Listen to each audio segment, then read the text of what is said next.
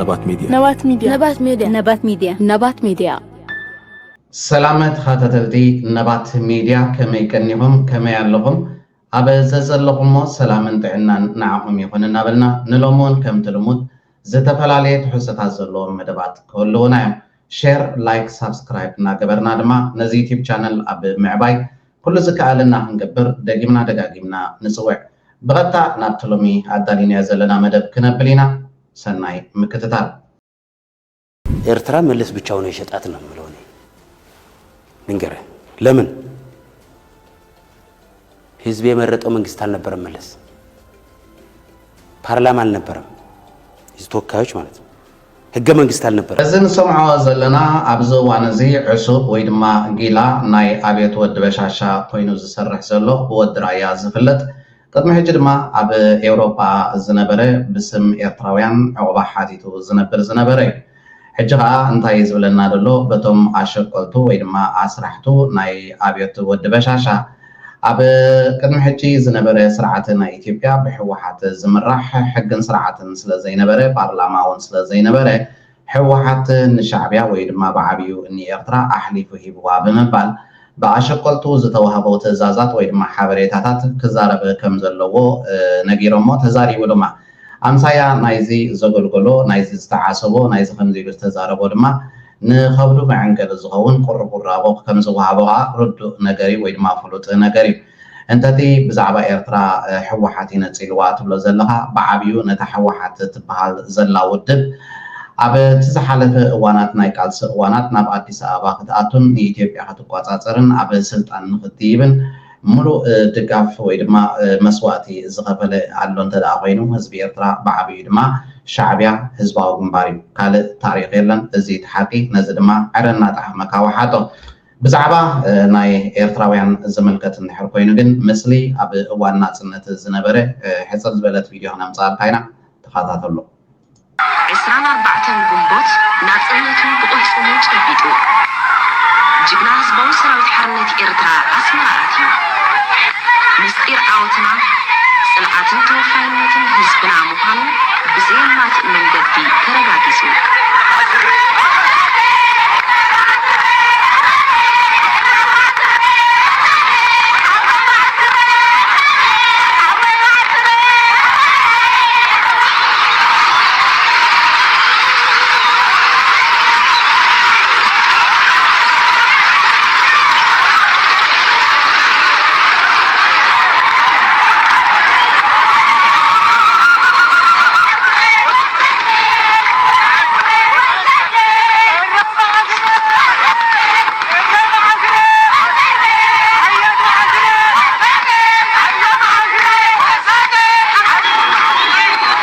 ቃልሲ ህዝቢ ኤርትራ ብከምዚ ትሪኦ ዘለካ ብዘደንቕ ዓወት እዩ ተዛዚሙ ኤርትራ ድማ ኣካል ኢትዮጵያ ኮይና ኣይትፈልጥን እያ ኣብ ታሪክ እንትርፎ ኣብ ትሕቲ መግዛእቲ ኣብ ዝነበረትሉ ብሓይሊ ተጎቢታ ኣብ ዝነበረትሉ ህዝቢ ኤርትራ ድማ ብቕልፁም እዩ ናፅነቱ ኣምፅዎ ካብዚ ዝኸይድ ወይ ድማ ካብዚ ዝሓልፍ ካልእ ታሪክ የለን የተደራጀ ግሩፕ ነው ያለው አሁን ሀላቀር የሆነ ግሩፕ ተጠቃሚ ነው እንጂ ሽፍቶች አሉ በቃ በህዝብ ላይ የሸፈቱ የክልሉ ኮታ ነዳጅ እኮ አለ አይደል ምን ነው ነዳጅ የምታጠመቀለ የህዝብ ብዛት ስላለ በቂ አይላክም እንድነሱ ነው በቂ አይላክም አይደለም ስንት ዲፖ ነው ሞልቶ ያለው በየበረሃው ለጦርነት ዝግጅት ማለት ታዲያ ሊያሽቃብጡ ደግሞ የሻዕቢያው ታፍ ሊነቅሉ ወደ ሻዕቢያ ደግሞ ይልኩታል ተጭኖ የደስንት ያየን እኮ ነው ኣብዚ ብፍላይ ድማ ትግራይ ወይ ድማ ተጋሩ ህዝቢ ትግራይ ብዓብዩ ከስተውዕለሉ ዘለዎ ነገር እንተዳ ኣሎ ኮይኑ ኣብየት ወዲ በሻሻ ንህዝቢ ትግራይ ብጥሜት ከሳቅዮ ብጥሜት ድማ ከፅኑቶ ዝሓስብን ዝደልን ዘሎ እዚኦም ልዕሊ ኣብየት ወዲ በሻሻ ድማ ንህዝቢ ትግራይ ስቃይ ኮይኖሞ ዘለው መከራ ኮይኖሞ ዘለው ድማ እዚኦምን ከምዚኦምን ዝኣመሰሉ ብከብዶም ተዓሲቦም ስራሕ ናይ ጊላነት ዝሰርሑ ዘለው ናይ ብልፅግና ተጋሩ እዮም ተጋሩ ኣስተውዕልሎም እዚኦም እዮም ንዓኹም ናብ ሕሰምን መከራን ኣውሪዶም ስቃይኩም ክናዋሕ ሃገር ዘይብልኩም ወይ እውን ክልል ዘይብልኩም ንክተርፉ ዝሰርሑ ዘለው እዞም ሰባት እዚኣቶም እዮም እንተቲ ብዛዕባ ኤርትራ ኣመል ይኮይንዎም ሕማም ይኮይንዎም የሳቀዮም ይደሎ ሻዕብያ ዝብል ቃል እንድሕር ሰሚዖም ብጣዕሚ እዮም ዝብህርሩ ብጣዕሚ እዮም ዝሳቀዩ ዓሲቡ ዘሎ ቲፒኤልኤፍን ናይ ቲፒኤልኤፍ ደጋፊ ኮይኑ ዘሎ ሓይሊ መሪሕነት ናይ ሰራዊትን እዩ ተዓሲቦም ዘለዉ ሕጊ የለን ብጠመንጃ እዮም ዘለዉ ብጠመንጃ እንተመፅኦም ብኡ እዮም ዝእዝዝዎ ዘለዉ ኩሉ ነገር ንዕኦም ክትሕዘሎም ክትከላኸለሎም ትኽእል የለን ካብ ምውጋዝ ሓሊፍካ ማለት እዩ ኣብ ዕሱብነት ኣብ ክድምና ዘለዎ ኣካላት ግን ንሶም እዮም ምስ ሻዕብያ ተጎዛጊዝካ ትግራይ ከድሕን እየ ማለት ካብዚ ዓይነት ፖለቲካዊ ድንቁርና ክህሊ ኣይኽእልን ኢልና ኢና ንኣምን ንሱ እውን እናተቃለስና መፂና ስለዚ ዕሱብ እንትብለካ እቲ ገበነኛ እንትገብረካ እቲ ብሄር ዘፍርስ ዘሎ ብሄር ኣፍሪስካ እንትብለካ ነገር ተገልቢጡ ይትርጎም ዲፋይን ይግበር ዘሎ ኣብ ትግራይ ኣብዚ እዋን እዚ 15-16 ፖለቲካዊ ፓርቲታት ዝበሃላ እኔን ኣለዋ ንህዝቢ ትግራይ ወላ ሓንቲ ፍታሕ ከምፃ ዘይክእላ ኣብ ትሕቲ ኣብየት በሻሻ ዝመሓደራ ንስቃይን መከራን ህዝቢ ትግራይ ዘናውሓ ዘለዋ ከም በዓል እዚኦም ዝኣመሰሉ እዮም እቲ ሒዞሞ ዘለው ውድብ ወይ ድማ ትሽሙ ትሪእዎ ዘለኹም ውድብ ናፅነት ትግራይ እዩ ዝብል እቲ ንሶም ዝኸድሉ ዘለው ኣካይዳ ግን ከምዚ ንሪኦ ዘለና ከመይ ጌርካ ህዝቢ ምስ ህዝቢ ክራኸብ ከም ዘይብሉ ምግባር ከመይ ጌርካ ኣብ ትሕቲ ኣብየት ወዲ በሻሻ ተሓሲብካ ቁርብ ቁራቦ ገንዘብ እናረኸብካ ነዛ ንኸብድኻ ተዓንጊልካ ትነብር ሕሰምን መከራን ስቃይን ናይ ህዝቢ ትግራይ ድማ ኣየንታዮምን እዩ ብኸመይ ናፅነት መፅእ ብኸመይ ድማ ሃገር ክትምስርት ትኽእል እውን ዝኾነ ይኹን ኣፍልጦ የብሎምን እዚኦም ዝኾነ ይኹን መግለፂታት ምስ ወፅእ ኣንፃርቲ መግለፂታት ምቅዋም ህዝቢ ምስ ህዝቢ ብሓፈሹ ድማ ህዝቢ ትግራይ ምስ ኤርትራ ንኸይራኸብ ምስራሕ ናይ ተለኣኣኽቲ ኣብየት በሻሻ ኮይንካ ምግልጋል ከምዝን ወዲ ከምዝን ዝኣመሰሉ ንግሆ ዝጫጭሑ ዘለው ፓርቲታት ኣብ ትግራይ ምስ መን እዮም ዝሰርሑ ዘለው እንታይ ትካይዶም እንድሕር ርኢና ምዝኦም እዮም ዝሰርሑ ዘለው ምናልባት ረሲዖሞ እንድሕር ኮይኖም ከነዘኻኽሮም አታንሱት መጥፎ በሽታ ነው ታታቁት እናንተን ይገባል ብለን አስተሳሰብ ሆኖ ለመሰላችሁ አስተሳሰቡ እንደ ተቋም ቢጠፋም የተለያዩ ሰዎች ላይ ግን አየዋለሁ አንዳንዶች ቅድም እንደተባለው ሳያውቁት ራሱ ሳያስቡት የሱ ሰለባ ሆነው ያገኙታል ራሳቸው ሳያስቡት ወያኔነት ውስጥ ይኖራል በደማቸው ውስጥ የሆነች አልላቀቅ ያለች እና ወይ ድሮ በገጠር እንደሚደረገው እንደዚህ ክፉ ደም ወይም ጥቁር ደም እንደዚህ በሚኖርበት ጊዜ ይበጣና ያ እንዲፈስ ይደረጋል እና ከአንዳንድ ሰዎች ተበጥቶ ወያኔነት መፍሰስ አለበት የሆነች ቦታ ላይ ያለች ከአንዳንድ ፓርቲዎች ከአንዳንድ መዋቅሮች መፍሰስ ያለበታል ወደፊት ራሱ ህጎቻችን ውስጥ አወቃቀራችን ውስጥ ምን ተዳደረባቸው መመሪያዎች ውስጥ አለች ወያኔነት እና እሷ እየተበጣች መፍሰስ አለበት በዓል እዚ ደረቢ ውድብ ናፅነት ትግራይ ዝኣመሰሉን ካልኦት ተጋሩ ናይ ብልፅግናን ምዝዮም ምስራሕ ይንዕኦም ፅቡቕ ነገር ከም በዓል ዳንኤል ክብረት ዝተባሃሉ ኣብ ልዕሊ ህዝቢ ትግራይ መርዚ ዝተፍኡ ዝነበሩ ህዝቢ ትግራይ ከም ህዝቢ ክፅንት ኣለዎ ኢሎም ዝኣወጁ ካብ ዝኾነ ይኹን መዋቕር መንግስታዊ ትካላት እውን ክሕጋፍ ኣለዎ ሱር መሰረቱ ክጥፋእ ኣለዎ ዝብሉ ዝነበሩ ምዝዮም ምስራሕ ንዕኦም ፅድቂ ሓደ ጀነራል ወዲ ብርሃነ ነጋሽ ዝተባሃለ ወዲ መድህን ዝፍለጥ ነዚኦም ከምዚኦም ዝኣመሰሉ ናይ ብልፅግና ተጋሩ እቲ ዝግባእ ግብረ መልሲ ሂብዎም ኣሎ ንምንታይ እዮም ዕሱባት ንብሎም ዘለና እንድሕር ኢና ግን ነዛ ሓፀርቲ በለቲ ቪድዮ ናባኹም ከብለያ ንስማዕ እያ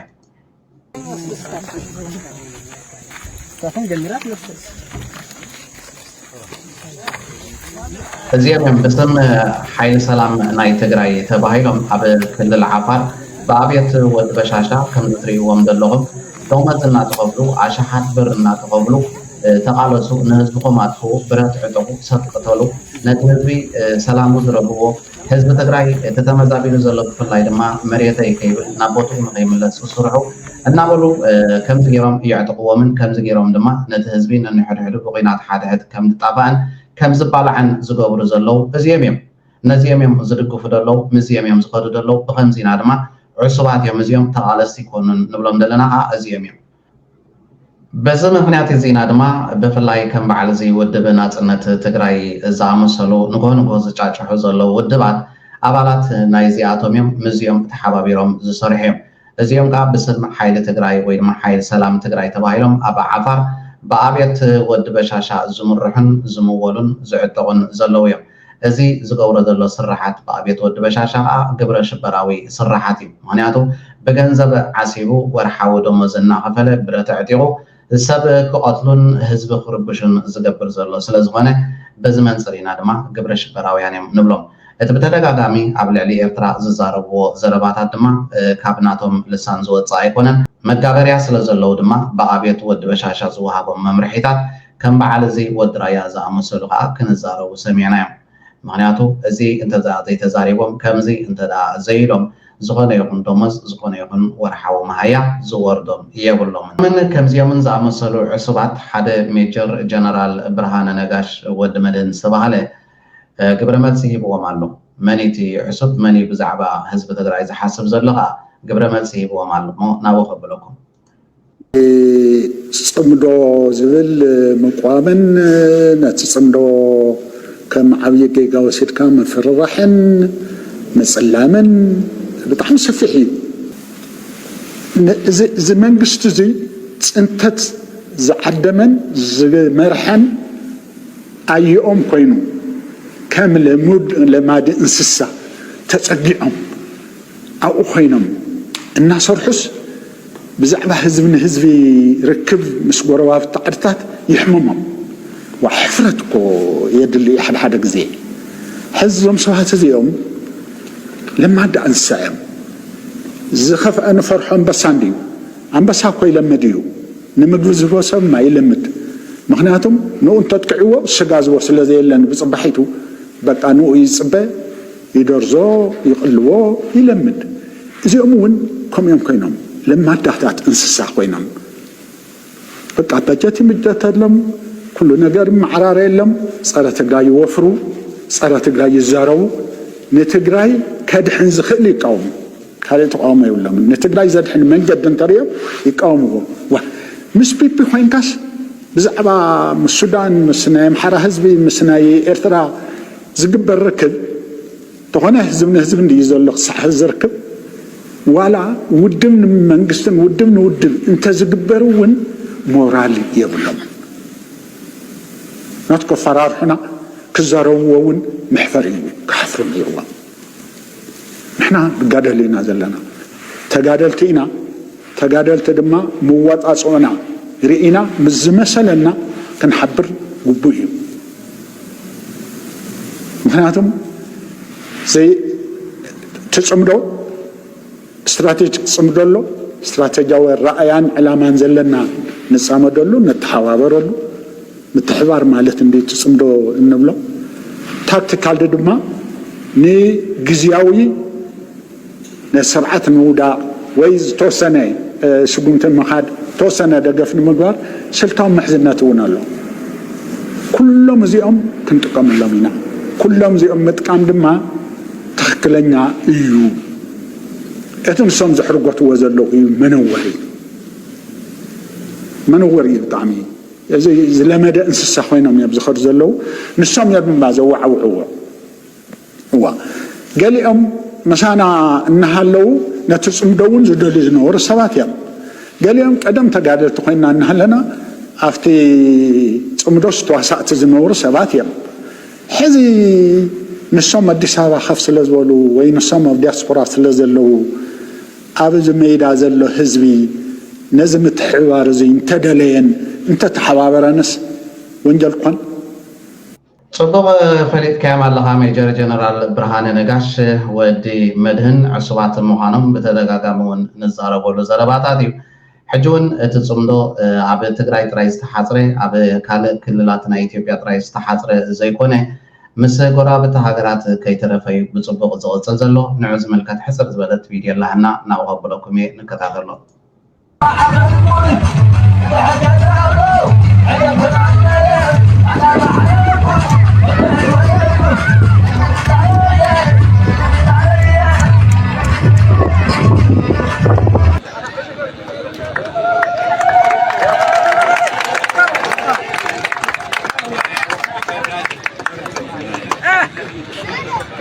صمدو جينا بتصبغ زغل زلو زتري ورد لهم حسر زبالة فيديوون عب السودانيو عب السودان زلو تقارو إيرتراويان قومون سوداناويان بحبار بغم زتري ورد لهم نتي مسرح صمدو عب مغصال بحادة بفسها وسناي سلام نكبر بمبال بخمسة حبيرهم وعلم الله صبغ يزغصل زلو بزم حدا خلت عصبات زفرس زغن يكون ناي صمدو ويدما ناي حزب سلام يلن كلون اي كيدني عصب قيني زترف جيلا دما جيلا قيني زترف شفتوا أقلات له خالد كالي عفار تفتيروا له عفار نزي سمعكم إيه نزي سمعكم كالي عفار نسي عفار كذا يقول لكن عبر حلا كارو زخد حيل له حمش سديم سلسة سديم بزي قدس قلنا يسوي دم راح زمر ولا عزمر في دم له أنا يسملوس أكتب زنا بس أنا بق أنا يسمى بدافع زنا ولا أفسر تقرأي أو زي زنا ولا بقول إحنا بزح ساري حلو زبحال هذا ده حركة نجار حساب زغير أيفلت من الفيديو جن كم زغير زلا نفر يفوتوه كم زغير نفرتوه سبب بقول يمين من كم نار يفوتوه كأو كنت لو دحاني خدي لونه دحاني خدي لونه كيدو بأسمع لي لونه براح لدي قال خيدو ينو نافلتس بقى دحاني خد تايمو نخدي لونه سيفيلي نيرو زعمل دحاني خد زعي لونه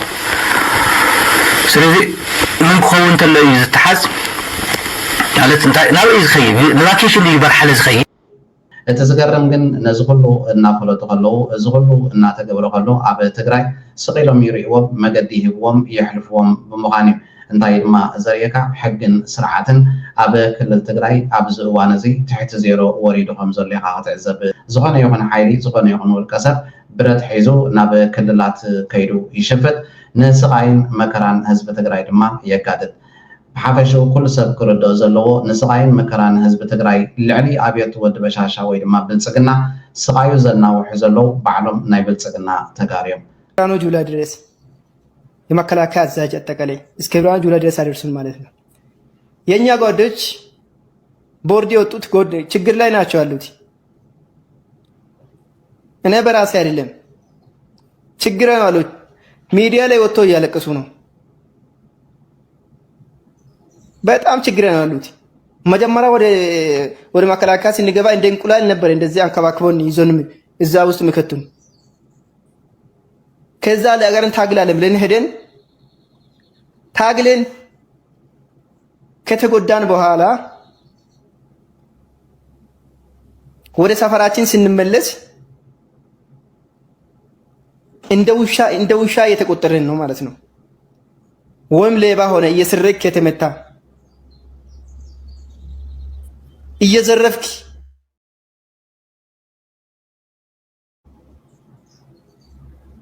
ተመቶ እንደዚህ ቆስለ አካል ጉዳተኛ ሆነ ስትመለስ እንደ ሌባ መቆጠርሱ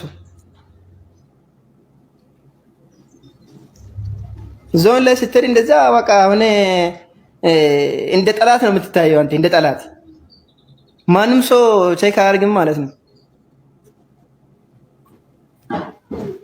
አንድ አሸባሪ እጅ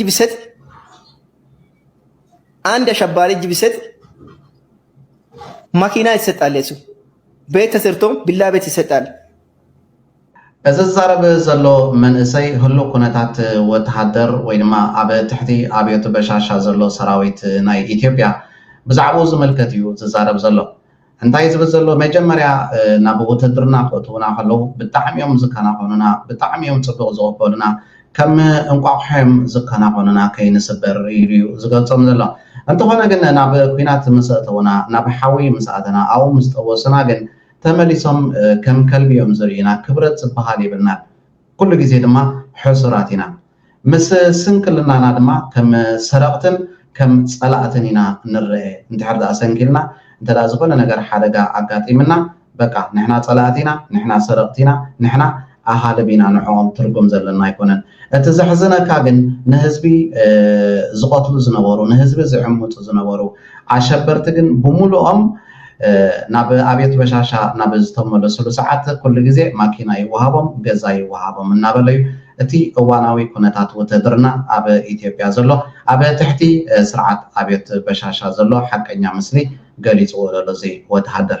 خبركم تخاطتلتي نبات ميديا نلومي عدالينا زنبرنا حصر زبل مدبات نزي زتخاطتلكم يمثل نيرو اب قصالي بخال فلي زبل وانا وحبريتات كساب نملس أبزز اللهم سلام اتعنان نعم يقول نبات ميديا نبات ميديا نبات ميديا نبات ميديا نبات ميديا